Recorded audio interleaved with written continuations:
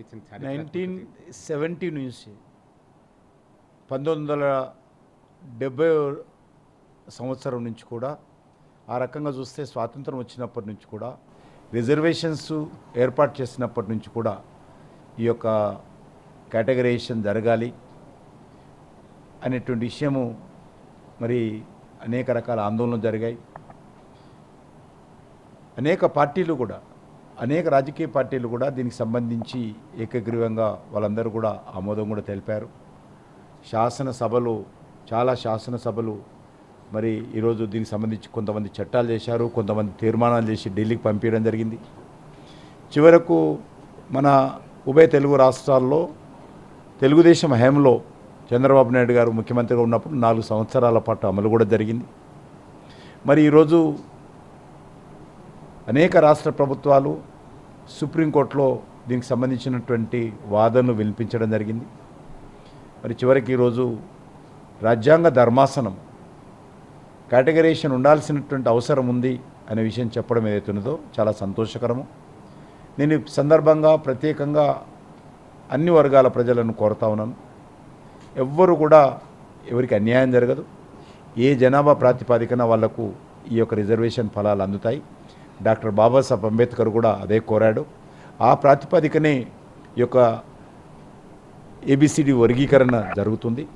ఏ రాష్ట్రంలో ఎంత జనాభా ఉందో ఆ జనాభా ప్రాతిపదికన రిజర్వేషన్ అందుతాయి ఫలాలు. కాబట్టి మనకు తెలుసు, ప్రధానమంత్రి గారు స్వయంగా హైదరాబాద్కు వచ్చి దీనికి సంబంధించినటువంటి ప్రకటన కూడా వారు కూడా సానుకూలంగా చేశారు. ఈరోజు అనేకమైనటువంటి న్యాయవాదులు తమ వాదనలు వినిపించారు ఆయా ప్రభుత్వాల తరఫున. కాబట్టి చివరికి ఈరోజు మరి రాజ్యాంగ ధర్మాసనం తీర్పునివ్వడము, కేటగరైజేషన్ ఉండాలి అనేటువంటి తీర్పునివ్వడం అనేటువంటిది చాలా ఒక చరిత్రాత్మకమైనటువంటి తీర్పు. నేను ఈ తీర్పును స్వాగతం పలుకుతా ఉన్నాను. అన్ని వర్గాల ప్రజలు కూడా ఎవ్వరికీ అన్యాయం జరగదు. వాళ్ళ జనాభా ప్రాతిపదికన ఈ ప్రభుత్వ ఫలాలు అందుతాయి. కాబట్టి దీన్ని అందరూ స్వాగతం పలకాల్సిందిగా, అన్నదమ్ముల్లాగా భవిష్యత్తులో కలిసి ఉండి మన దళితుల హక్కుల కోసం మరిన్ని ఇతర విషయాలలో కూడా కలిసికట్టుగా ముందుకు వెళ్లాల్సిందిగా నేను దళిత సామాజిక వర్గానికి సంబంధించినటువంటి అన్ని వర్గాల ప్రజలను కోరుతా ఉన్నాను. ప్రత్యేకంగా మరి మందకృష్ణ గారు గత అనేక సంవత్సరాలుగా ఒక అంకిత భావంతో దీనికోసమే నా జీవితము, దీనికోసమే నేను జన్మించాననే విధంగా ఆయన మరి ఎంఆర్పిఎస్ పెట్టి దండోరా స్థాపించి అనేక పోరాటాలు చేశారు, అనేక పాదయాత్రలు చేశారు. మరి చివరకు ఈరోజు ఫలితాలు అందాయి. ప్రత్యేకంగా భారత ప్రధానమంత్రి నరేంద్ర మోడీ గారు మరి ఈరోజు భారత ప్రభుత్వం తరఫున కూడా దీనికి అంగీకారం తెలపడంతో ఈరోజు సుప్రీంకోర్టు మరి ఈ తీర్పు ఇవ్వడానికి దోహదపడింది. ప్రత్యేకంగా నేను ఈ విషయంలో ప్రధానమంత్రి మరి నరేంద్ర మోడీ గారికి కూడా హృదయపూర్వకమైనటువంటి కృతజ్ఞతలు తెలియజేస్తా ఉన్నాను. కాబట్టి ఇది ఒక మంచి శుభవార్త అని చెప్పి నేను ఈ సందర్భంగా భావిస్తున్నాను. తెలంగాణలోనే ఒక సభా వేదికగా ప్రధానమంత్రి నరేంద్ర మోదీ గారు ఈ ఎంఆర్పిఎస్ మందకృష్ణ మాదిగ గారికి సభా వేదికగా ఇచ్చిన హామీ ఇప్పుడు నెరవేరింది కదా, ఎలా? తప్పకుండా ఆ రోజు ప్రధానమంత్రి గారు చెప్పారు, నేను ఒక దళిత కార్యకర్తగా ఈ సమస్య మీద మీతో పాటు ఉండి పోరాటం చేస్తానని చెప్పారు. ఆయన ఇచ్చిన మాట మీద భారత ప్రభుత్వం సానుకూలంగా సుప్రీంకోర్టులో నివేదించడం జరిగింది. భారత ప్రభుత్వం దానికి అనుకూలంగా ఉంది. ఇది సామాజిక సమస్య, ఈ సమస్య పరిష్కారం చేయాలని చెప్పి భారత ప్రభుత్వము సుప్రీంకోర్టులో కూడా లిఖితపూర్వకమైనటువంటి అఫిడవిట్ ఇచ్చి భారత ప్రభుత్వం తరఫున మరి ప్రముఖ న్యాయవాదులు కూడా వాదించడం జరిగింది.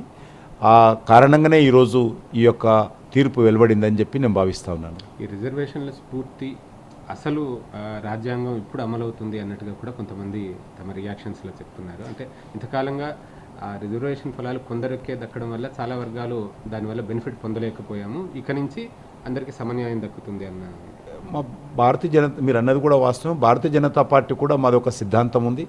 పండిట్ దీన్ దయాళ్ ఉపాధ్యాయ గారు మా పార్టీ సిద్ధాంతకర్త. అంత్యోదయ అనే ఒక పథకము ఆయన మరి పెట్టడం జరిగింది. దాంట్లో పేదవాళ్ళలో